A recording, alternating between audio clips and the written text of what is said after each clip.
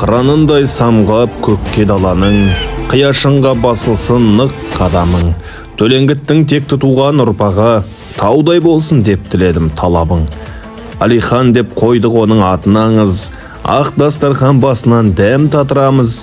Қатар келіп жатырған қос қуаныш, сүндет тоймен қоныс тойға шақырамыз. Балам текті тұлғаларды үлгетті, азамат боп ер жеткейсің құрметті.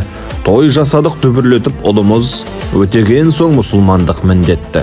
Мектебіне барды алғаш қолына, қалам ұстап, сөмкер қалап соңына. Алиханым атыңа сай жігіт бол, тек сәттілік, бақ тілейміз жолыңа.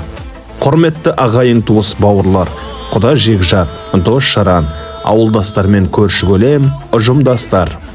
Сіздерді ұлымыз Алиханның сүндет тойымен қоныс тойымызға шақырамыз.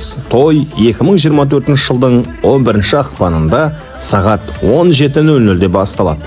Мекен жайымыз Алматы облысы, Қарасай ауданы, станция Шамалған ауылында орналасқан Тас Сарай мейрамханасы.